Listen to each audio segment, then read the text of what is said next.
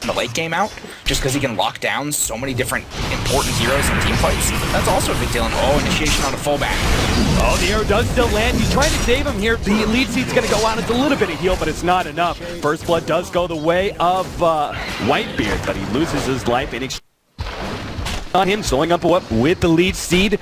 If they just have a little bit of extra stun here, they're going to wait for the 5 seconds, try and keep up with Ush, and then hit the next impale. And Ush has to dodge this if he wants to try and live. He's trying to bottle crow up a little bit extra, bottling, healing, trying to juke the impale. Zerto, he's not throwing it. No, Ush is already away. Oh, they get close enough for another stun. Actually, will be able to get the kill, but maybe they could trade here. They've got a lot of stacks of poison up here on Papita, and Ush is going to be able to make his way in, pulling back Wraith King. Clockwork completely missing the hook there. IX Mike whipping a big one there. Zerto keeps on going with his haste rune. Not going to go for SNA, though. Morana particularly farmed up. Before they get the Storm, the item he wants to rotate. Storm, as much as he can fight when he hits 6, you really want some sort of on him for some manageability. IX Mike's going to come in off of the arrow. They're going to separate fullback from the rest of his team. Dreamcall does go out. They're going to be able to get a counter kill off of that. Wraith King does still fall, but maybe they can get 2. Fluff and Stuff sitting here. He's getting countered out by that ward that was waiting for the disruption to go out. Now throws the stun. Will be able to land up on Fluff and Stuff. He's going to be, oh Jesus. Everybody's going for this Nyx assassin. He nearly gets caught, but they get the Milan in return. Whitebeard is also low. Overgrowth goes down, holding some of these heroes in a little bit longer. Ush, he blew all of his mana to get here. Now he doesn't have any extra damage, but just his presence alone is going to be enough to force the Isurus back. Reincarnation is up for fullback. If he wants to try and turn this, IX Mike getting low, but not quite low enough to seal the deal. Fullback will go down. He's going to slow down Fluff and Stuff, but the rest of his support, they're a little too low here. He does get the stun, and they will kill this hero. But maybe at the cost of an extra. Ush jumps in, kills off the Ancient Apparition. Now turns on fullback here with his Orchid. Now goes for Papita. Kills him real quickly. Ice Blast is going to come in. He gets the kill on the Wraith. He might just have enough. He may take out some cold feet here. Finally, he does go down, but he gets off the wards in exchange. Papita pulled back. Ush kills him real quickly. Great cog from IX Mike. Locking in 3, and that's going to be just a disaster for Isurus. Ush gets inside the cogs, and it's all havoc from there. It's the metal mustache, man. You can't beat it. You can't beat it.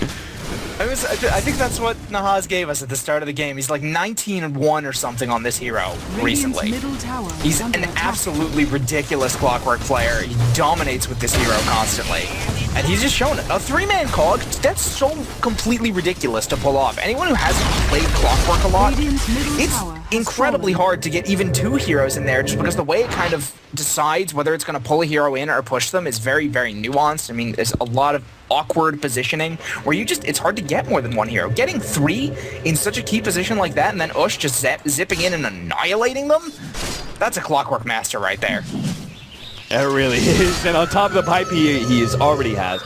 He's going to be picking up in Aghanims here pretty soon, so he's going to be throwing down hook shots left and right. Nothing's going to be killing him. Fluff and Stuff, he's going for an Aghanims as well, as he's going to be trying to get that double purge coming out. So if you thought it wasn't bad enough for the Wraith King, right, just being hided around constantly, it gets even worse. Even worse when you've got double purge coming out. That's a pretty interesting stat. I didn't know you could pull something up like that.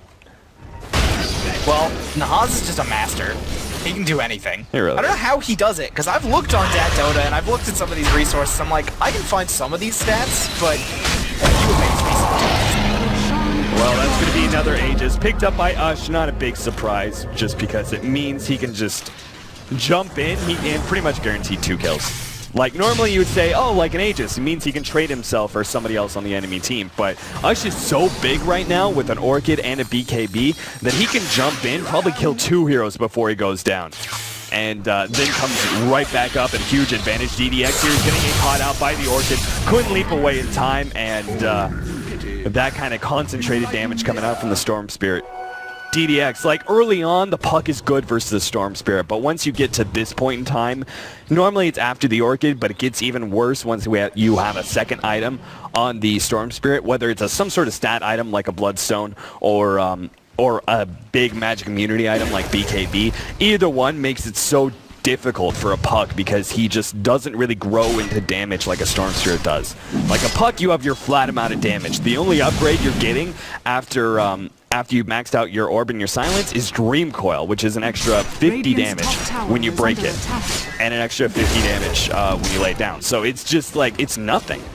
So the early game is supposed to be your time to pick up a Blink Dagger, shut down the Storm Spirit over and over and over again, and just keep him out of the fight. But now that Ush is very, very far, sitting at almost 13k net worth, Puck is just gonna feed him all day long. Yeah, I think the best way I can put it really simply is that Puck is really great against Storm as long as you never lose the advantage. As soon as Storm is ahead of you, you're in a huge amount of trouble. Ice Blast goes down. We're going to get a coil coming out. They're trying to kill the Mirana real quickly, but a good defensive disruption. All of a sudden, that jump is for naught now. Wraith King being held inside. He does have a reincarnation, but I'm pretty sure Nyx is asking to have no problem killing him twice. Good double impale there. Now she's actually out of mana here. He will take out. He does have the Aegis though, so when he comes back, he's going to be ready to go. DDX focused down by SNA. He falls. Now Papita's going to go down as well. Leaping in offensively. Now Ush is back into the fight. Aegis is up, and now he's just going to wreck the rest of the Isurus. They get a complete wipe there, I believe, because we had a buyback. Nyx Assassins, not only do they get that, they take the racks, they're also going to be able to probably take this tier 3 before Isurus is up. And this is looking to like be a very, very early GG call from Isurus. There's just no way you can fight your way back into this. No, there's going to be another Rax down before there's any other heroes up. 2 Raxes down, even with a Wraith King, who, as we mentioned, in a completely perfect non-kiting situation, can probably take on the Mirana straight up. You're never going to get that situation against this team. There's too much team fight disruption, and you're not going to get the farm. I mean, look at Snot. He's got SNA, so I don't start using the team and the player interchangeably. I mean, he's got, you know, Phase Mjolnir Drum at 28 minutes, as opposed to the Wraith King, who had a Blink Dagger. So he did go for that. Another disruption going down, but it's already done. GG was called, and chat trivia, forgot to call that one out, but the winners of Nyx Assassin, Synderen. Synderen's up there, 27-6, and IX Mike, 20-6, are the 2 of the 5 players with 20+ wins on record as Nyx Assassin.